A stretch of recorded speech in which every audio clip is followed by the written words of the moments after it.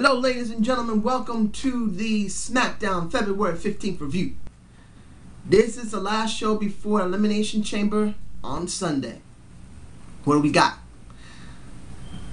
I can say again, the WWE did effective work for the Elimination Chamber, but not really good storytelling, really. I didn't see it this time.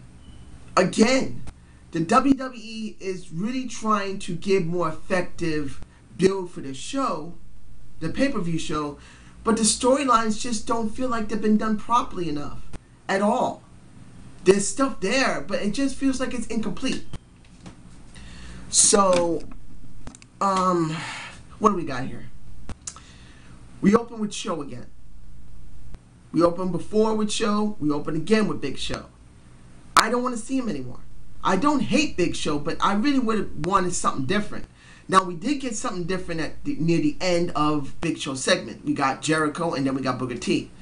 Jericho putting Show over a bit, but mainly putting himself over because he's trying to hype himself up for Elimination Chamber, which makes no sense what happened at the end of the show. I'll explain in a minute. But Booker T says, because you two are talking about if either one of you win, when you don't know if you're going to win, why not do this? Show versus Y2J at the end of the entire show. Now, I'm getting to that match right now. I ain't going to wait until the end. The Big Show Jericho match was okay.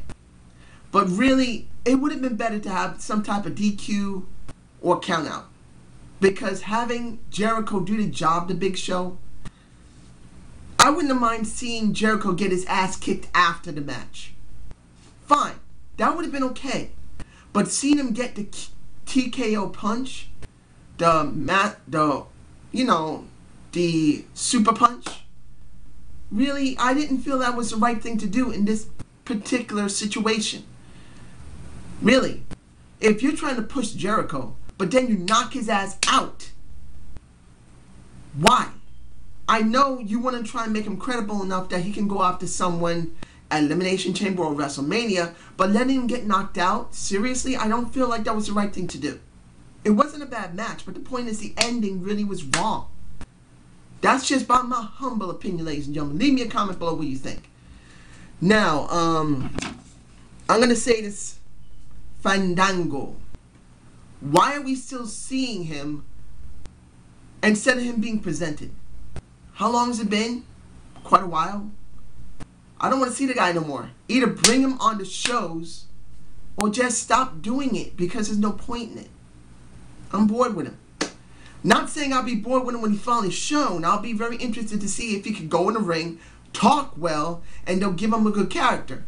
But right now, we're only seeing just vignettes. I'm tired of seeing vignettes of this guy dancing with the girl. Now, the question is, will the girl be with him as he does his work in the WWE? I'd like to see if this woman's going to be with him. That would actually be smart.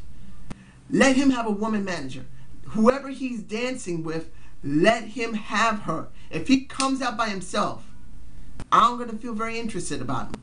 Not because I just want to see a piece of ass, but I want to see more. Maybe she'll talk for him. Kind of what happened with Oksana and Antonio Rizzo, but maybe it'll be done more better than Oksana did it. Now the Shield segments. When they showed the promo of the Shield, I said to myself, there's just not enough body of work there. We see a little bit of them talking, a little bit of the camera work, and only that one time in the ring. They got to do more. And then I get exactly what I want. And that's with the Gentle Giants versus 3MB, baby. And I'm saying the Gentle Giants because they're the Gentle Giants at this moment. Even though Tensai still paces back and forth like he's a caged animal, which in his character that's necessary. Now I understand that they're saying right now that Tensai has a crush on Cameron. I love me my Cameron. I love Cameron. She's a beautiful woman, sexy. In fact, when the Funkadactyls first came out, I was very attracted to Cameron. And I said this in one of my reviews a long time ago that what changed it for me is when Vicky Guerrero was messing with Cameron and Naomi. And Cameron got knocked off the ring apron and Naomi jumped into the ring, was ready to throw blows with Miss Vicky Guerrero, made me feel like I should be interested in this woman. She's very good looking. There's got to be something about her that just seems appealing, and ever since then I've been in love with Naomi. Period. I don't say I don't love Cameron. She's a beautiful woman. I do like her if she's not drunk out of her mind, unless she's very freaky. But other than that, Tensai going after Cameron, I would like to see how they're going to unfold that. Now, I'm sure many people say, man, I don't want to see these guys like this. This is ridiculous. I understand your pain. But see it in this respect. They never pushed Tensai very well after he started losing to John Cena. They didn't push the Funkasaurus, Brodus Clay, very well after he started jobbing. They pretty much dropped Brodus Clay and they dropped Tensai. They got to do something with these guys.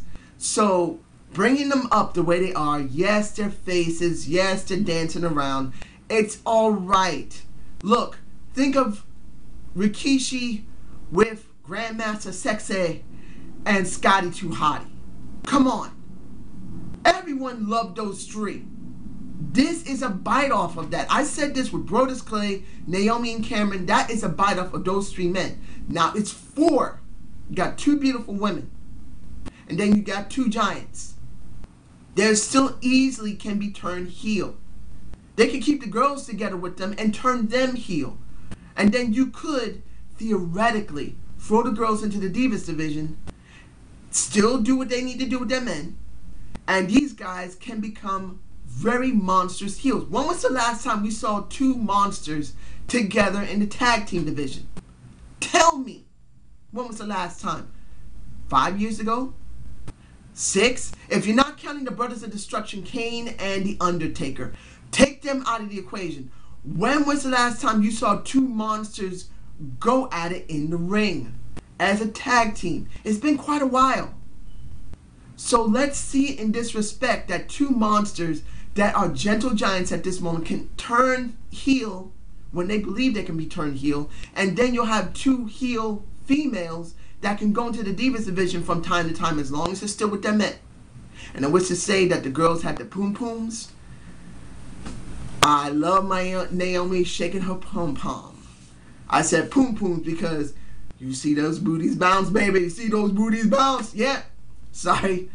But the point of this, going back to the Shield, at the end of the match, they squashed 3MB. You basically see the Shield coming out there. I'm saying, you got to be kidding me. They're going after them now. I can say that was the right thing to do. It was an effective reason behind it. Because you need the Shield to be more over with the crowd. We see them crush everyone until they've been jobbing to Sheamus, John Cena, and Ryback. But when they're not jobbing, we don't know much about them. They need more segments in the ring. So this ring segment was necessary. We needed it. No matter if you agree with the Shield or not. It's not the point. The Shield is the most viable thing they have right now, and they need to structure it better, and this is the start of it. Need more in-ring segments. And they need to be live on Raw. They need to talk to a Matt Striker from time to time, at least once. Now, leading into Matt Striker, for Mark Henry, the strongest man that ever lived, baby. I'm saying the strongest man that ever lived, not the greatest man. Like I said, Austin Aries is the greatest man that ever lived, and he is the one that deserves that title. But Mark Henry is the strongest man that ever lived. Biggie Langston ain't no match for Mark Henry. Oh, Titus O'Neil ain't no match for Mark Henry. There ain't nobody that's a match for Mark Henry in physical strength. Nobody.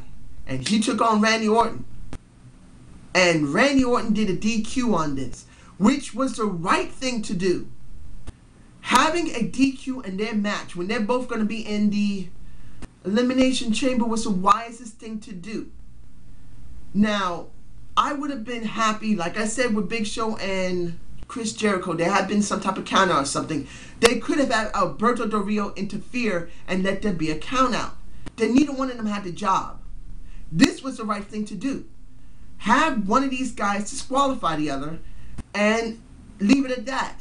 And then Mark Henry destroys the baby oil, Randy Orton. Demolishes him. And then has a interview with himself. I may put in my title, when Mark Henry talks, people listen. I may actually do that. It sounds pretty cool. If I don't, I may change my mind. It counts on how to word it. But when Mark Henry took the Matt Striker microphone and started talking, it was a very effective after-ring interview. He did it himself, and it was effective. It makes you feel like he's the one who's going to win this championship. He's the one that's going to win the Elimination Chamber and go to WrestleMania.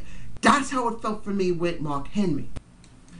Now, the next thing on my list is, I'm going to get this done now, which I was very disappointed about. The Rock segment. Seeing Rock without the title was not a problem. It still goes with storyline.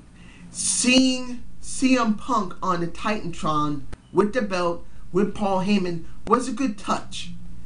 CM Punk spoke very well. Not great, but he spoke well, saying, I am the one who got robbed.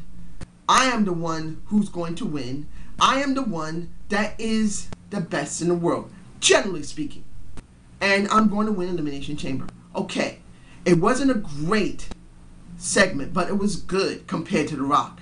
Because, look, you can say The Rock did a very effective segment. He said what he needed to say in all pieces about CM Punk and, oh, he's nothing but a boy. I'm a man. Okay. I guess he likes boys because he wants to kick his ass. But see it in this context. When we hear The Rock, when I've heard The Rock, when he speaks and he's really into it, you can just feel a sense of passion from him. No matter if he's in a monotone voice or a high-pitched voice or a squeaky voice or whatever you want to call his voices. You could feel it. I didn't feel it in this segment. It felt flat. It felt like the Rock was just reading a script and he had no passion behind it. And it's not the point at the end. He says, how can I say this? I mean, if you smell what The Rock is cooking, it's not about the point of it being monotone like Randy Orton. If you smell what The Rock is cooking. It's not that. But you can see in his mannerisms. You can see in his eyes, there was no real interest. It was like he was just reading something or repeating it. To me personally, I didn't feel any energy from it. It was still effective though. And he had to say what he needed to say to make sure that the storyline and the build to Elimination Chamber was done, ladies and gentlemen. So I'm not burying it. But if you notice that you can't feel the passion, the energy, as they say, he's the most electrifying man in sports and entertainment. I didn't feel no electrifying. I really didn't. I really feel that there's something missing from The Rock. I don't know what's going on behind the scenes. But there's something wrong there. That either The Rock didn't like something being done, or maybe he didn't like what was being said, because they make them script. Very rarely do they unscript them unless it's like The Rock and they allow him. But I don't think that was Rock shooting. I think that was Rock scripted. He didn't like it. So it felt unpassionate. So I'm moving on with that. Now, the Zack and Trucker match. And Zed Colton finally got his name right. Sorry about last week and the botching the guy's name. Zed Coulter really adds something to Zack, to the Zack and Trucker match, which is Jack Swagger. See it in this respect. Jack Swagger's still Jack Swagger. He's still doing the same thing as before. Only thing, he's more grizzled beard, and he doesn't have that haircut that looked like from Leave It to Beaver. He still has the same problem in the ring. He gets tanked easily. You can see him breathing incredibly heavy. He doesn't have a lot of movement in there. I mean, the guy used to be an NCAA champion in wrestling. I would have liked to see more wrestling moves than pro wrestling move, a little amateur thrown in there with maybe a butterfly hold or something, might actually give a little bit more. Maybe if he did a little chain wrestling, something to add to his repertoire that he used to do. Because he needs to have a little balance, and he doesn't have it. His clothes ain't good. His tanking easily isn't good. His actual in-ring work isn't that great either. But with Zed there, it actually adds something.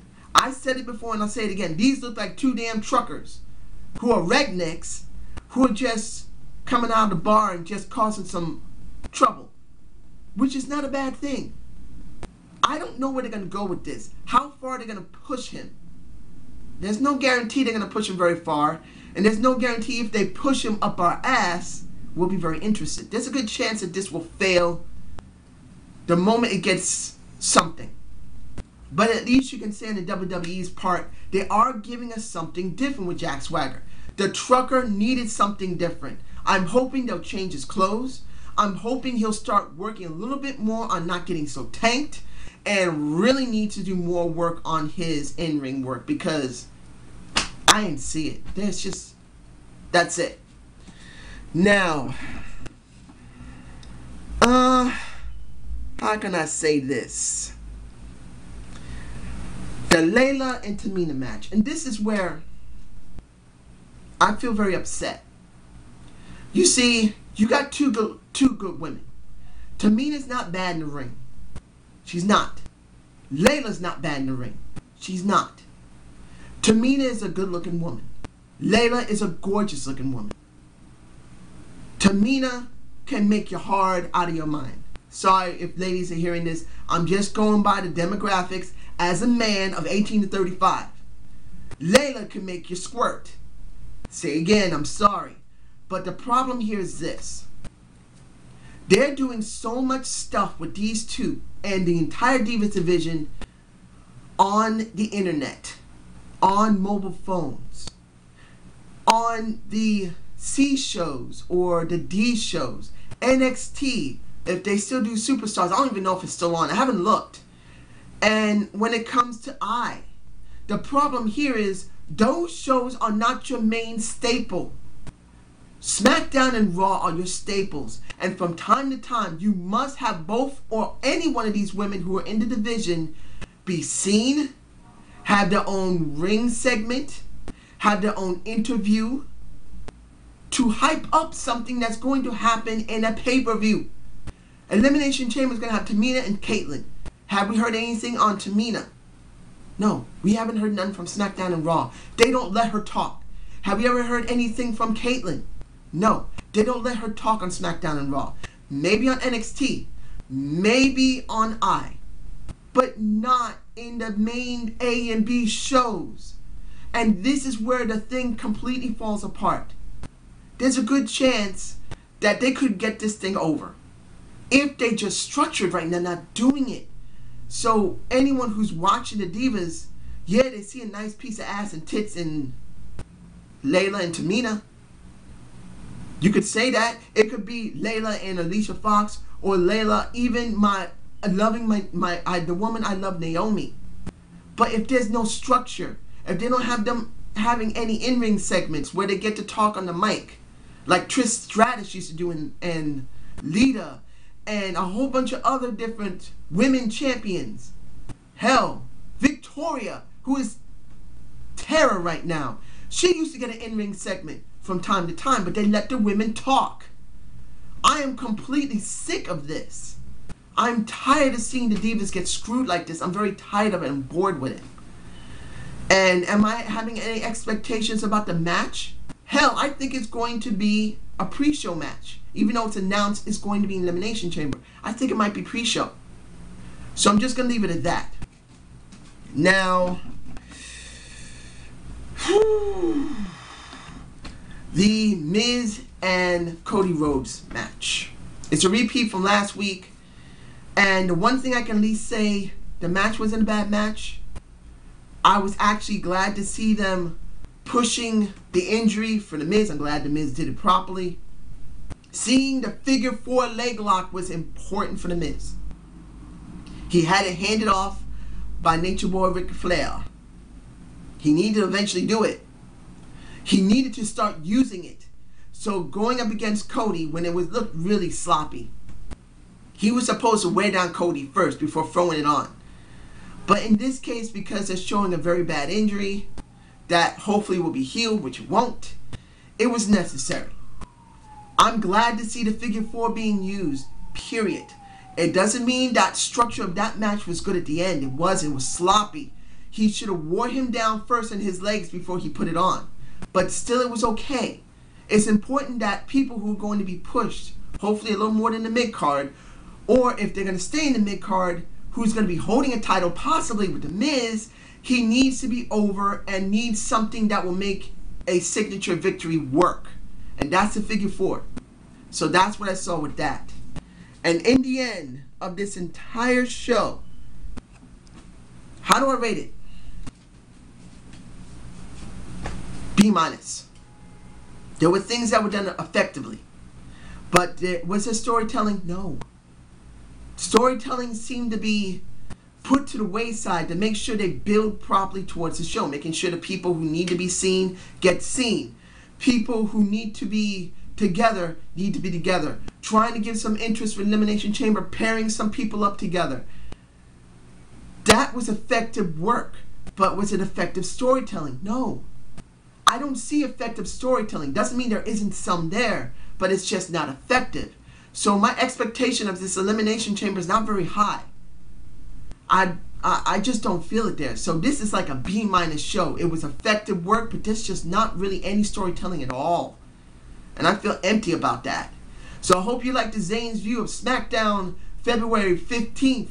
Subscribe and comment to Zane's View. Unfortunately, I will not be able to do a predictions. I'm not going to be able to do that. I have some stuff I have to do. But I will be doing my review of Elimination Chamber. And I hope you enjoy this. And I hope you have a good day.